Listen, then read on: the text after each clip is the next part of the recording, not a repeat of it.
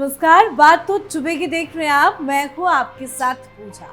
आज अपने शो में जो बात मैं कहने जा रही हूँ वो कुछ लोगों को सीधे उनके दिल में चुभेगी, खासकर उन लोगों को जिनके दिलों में सिर्फ वोट बैंक के लिए जगह है, जो दुश्मन देश के खिलाफ कुछ इसलिए नहीं बोलना चाहते क्योंकि भारत का मुस्लिम वोटर नाराज हो जाएगा।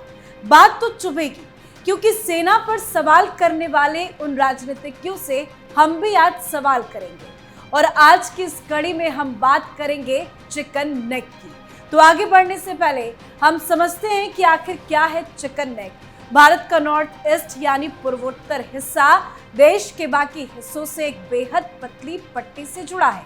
इसे कहा जा सकता है सिलीगुड़ी कॉरिडोर या आम भाषा में चिकन नेक। ये चिकन नेक एक सिर्फ 22 किलोमीटर चौड़ी पट्टी है जो पश्चिम बंगाल के सिलीगुड़ी शहर से होकर जाती है और भारत के 8 नॉर्थ ईस्ट राज्यों को जोड़ती है। यही भारत के लिए सामरिक और रणनीतिक दृष्टि से बेहद संवेदनशील इलाका बनता है। नक्शे पर अगर आप देखें तो इस कॉरिडोर के पश्चिम में नेपाल, पूर्व में भूटान और दक्षिण में बांग्लादेश स्थित है।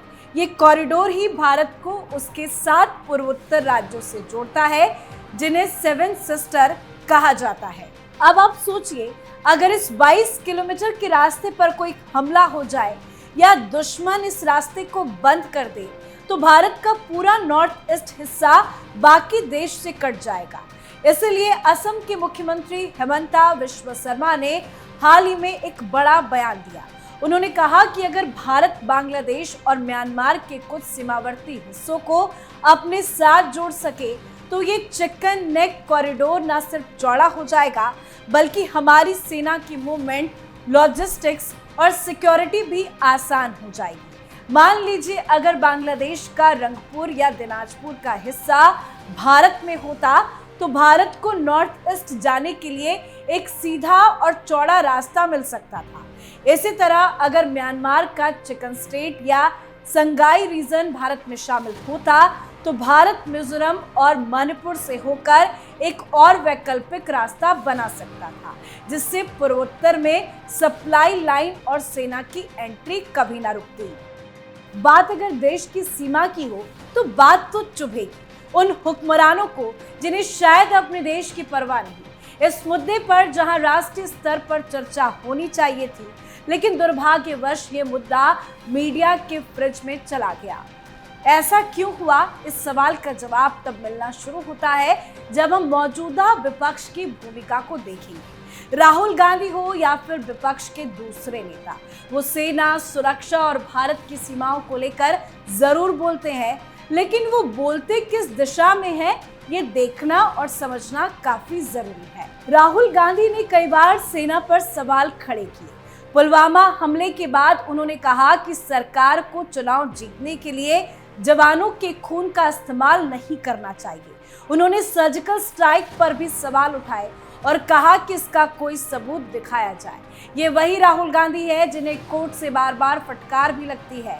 ताजा मामला सेना पर उनकी टिप्पणी का है जिसमें हाईकोर्ट ने उन्हें कड़ी फटकार लगाई और कहा कि विपक्ष की जिम्मेदारी है कि वो मर्यादा में रहे। एक राष्ट्रीय नेता जब देश की सेना पर संदेह करता है तो उसके देश की अखंडता पर ही नहीं बल्कि सैनिकों के मनोबल पर भी चोट पहुंचती है। तो बात तो चुभेगी क्योंकि राहुल गांधी या विपक्ष के कई ऐसे स्टेटमेंट हैं जो पाकिस्तान की मीडिया और सरकार की तरफ से भारत के खिलाफ हथियार के तौर पर इस्तेमाल किए जाते हैं। जब भारत अपने आतंकी ठिकानों को खत्म करने के लिए सर्जिकल स्ट्राइक करता है तो पाकिस्तान के टीवी चैनलों पर राहुल गांधी का बयान दिखाया जाता है। हमें कोई सबूत नहीं मिला। जब भारत की संसद में अनुच्छेद 370 हटाने की बात होती है तो पाकिस्तान संयुक्त राष्ट्र में कांग्रेस के नेताओं की टिप्पणियों को भारत विरोधी दस्तावेजों में शामिल करता है। सवाल उठता है कि क्या विपक्ष जानबूझकर ऐसा करता है? तो बात तो चुभेगी क्योंकि अरुणाचल प्रदेश को चीन बार बार अपना हिस्सा बताता है। हमारे सैनिकों पर सीमाओं पर दबाव बनाया जाता है। बांग्लादेश में कट्टरपंथी ताकतें भारत विरोधी प्रदर्शन करती है। यहाँ तक कि दुर्गा पूजा जैसे आयोजनों पर हमले होते हैं। पाकिस्तान लगातार आतंकियों को भारत में घुसपैठ के लिए भेजता है। खुलेआम भारत के खिलाफ साजिशें रचता है। लेकिन इन सब के बीच विपक्षी दलों की प्रतिक्रिया या तो बेहद हल्की होती है या फिर एकदम नदारद। बात तो चुभेगी क्योंकि ये खामोशी सवाल खड़े करती है। क्या वाकई ये कोई संयोग है या इसके पीछे वोट बैंक की राजनीति है? क्या विपक्ष को डर है कि अगर उन्होंने पाकिस्तान, बांग्लादेश या चीन के खिलाफ कोई बड़ा और कड़ा बयान दिया तो उनकी सेकुलर छवि धूमिल हो जाएगी, या फिर उन्हें लगता है कि मुस्लिम वोटर नाराज हो जाएगा? कई बार तो ये लगता है कि विपक्ष इन देशों की मुस्लिम आबादी को भी संभावित वोटर के तौर पर देखने लगा है। मतलब कि अगर वो ऐसे मुद्दों पर बोलेंगे तो भारत का मुस्लिम वोटर नाराज हो जाएगा। इसका हाल का उदाहरण है पहलगाम में आतंकी हमले के बाद की कार्रवाई, जब जम्मू कश्मीर में पाकिस्तानी नागरिकों से शादी कर चुकी महिलाओं को वापस पाकिस्तान भेजा गया, जब कई पाकिस्तानी नागरिकों को भारत से निकाला गया, तब भी विपक्ष पूरी तरह से खामोश रहा। कोई आवाज नहीं, कोई बयान नहीं, कोई समर्थन नहीं। अगर यही कार्रवाई किसी दूसरे समुदाय के संदर्भ में होती तो शायद संसद से लेकर सड़क तक बवाल मच चुका होता। लेकिन जब बात पाकिस्तान से जुड़ी हो तब विपक्ष का ये मौन चौंकाता है। क्या इसलिए चुप है क्योंकि ये वही वोट बैंक है जिनके नाम पर राजनीति खड़ी की गई है? क्या राष्ट्रभक्ति, देश की सुरक्षा और भारत की अखंडता सिर्फ सत्ता पक्ष की जिम्मेदारी है? तो बात तो चुभेगी क्योंकि सवाल है कि क्या विपक्ष देश की सुरक्षा से बड़ा हो गया है या फिर वोट बैंक की राजनीति में देशभक्ति की जरूरत नहीं रही? ये सवाल आज हर भारतीय के जहन में है और सिर्फ सवाल नहीं बल्कि खतरनाक चेतावनी भी है। जब चीन और बांग्लादेश की ओर से रणनीतिक दबाव बनाया जाता है, जैसे बांग्लादेश का चटगांव पोर्ट चीन को देना या चिकन नेक के करीब बांग्लादेशी निर्माण, तब इस पर प्रतिक्रिया हमेशा बीजेपी शासित राज्यों के मुख्यमंत्रियों की ही आती है। हेमंता विश्व शर्मा का बयान इसी कड़ी में आता है।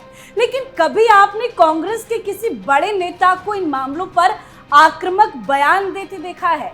जब पाकिस्तान में भारत विरोधी नारे लगते हैं तो कांग्रेस के कुछ नेता उल्टा भारत की सरकार को ही कटघरे में खड़े कर देते हैं।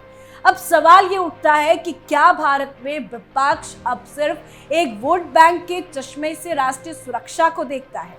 क्या राष्ट्रीय सुरक्षा और सीमाओं की चिंता अब केवल बीजेपी का ही एजेंडा बनकर रह गई है? अगर नहीं तो फिर कांग्रेस या विपक्षी नेता बांग्लादेश के उन इलाकों को लेकर क्यों चुप रहते हैं जो भारत के लिए सुरक्षा खतरा बनते जा रहे हैं? क्यों वो बांग्लादेश से होने वाली घुसपैठ पर कुछ नहीं कहते? क्यों वो म्यांमार की ओर से आने वाले उग्रवादी रास्तों पर कुछ नहीं बोलते? आज अगर भारत के पूर्वोत्तर राज्यों को देश के बाकी हिस्से से जोड़ने वाला सिर्फ एक 22 किलोमीटर चौड़ा कॉरिडोर, सिलीगुड़ी कॉरिडोर या चिकन नेक हमारे पास है और उसे भी रणनीतिक रूप से सबसे कमजोर कड़ी माना जाता है, तो ये सिर्फ सरकार की नहीं विपक्ष की भी जिम्मेदारी बनती है कि वो इस विषय पर गंभीर चर्चा करे। विपक्ष सिर्फ सरकार पर सवाल उठाने के लिए नहीं है बल्कि राष्ट्रीय सुरक्षा जैसे मामलों में वो सरकार के साथ मिलकर नीति बनाने और उसे मजबूत करने में भागीदार भी हो सकता है।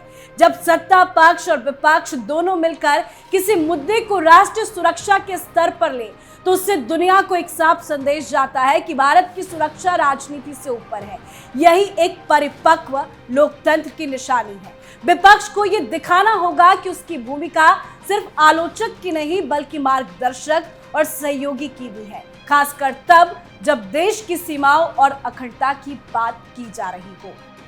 तो बात तो चुभेगी, लेकिन आज की सच्चाई यही है, देश की सुरक्षा, सीमाओं की मजबूती और सैनिकों की निष्ठा पर सवाल उठाने वाले अक्सर अपने राजनीतिक फायदे के लिए ही मुखर होते हैं।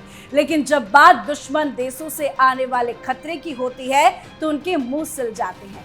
क्या ये वोट बैंक का डर है? क्या ये राजनीतिक रणनीति है या फिर ये देश की सुरक्षा को लेकर एक खतरनाक उदासीनता है? बात तो चुभेगी क्योंकि जो भी हो इस पर अब सवाल तो पूछना ही होगा, क्योंकि जब कोई मुख्यमंत्री खुलकर कहता है कि हमें बांग्लादेश और म्यांमार के कुछ इलाकों को भारत में जोड़ने पर सोचना चाहिए ताकि हमारा रणनीतिक गलियारा मजबूत हो, और कम से कम देश के विपक्ष को भी इस बात पर बहस में उतरना चाहिए। चुप्पी अब देश हित नहीं बल्कि आत्मघाती साबित हो सकती है। तो उस पर आपकी क्या राय है, कमेंट करके जरूर लिखिएगा। देखते रहिए कैपिटल टीवी। नमस्कार।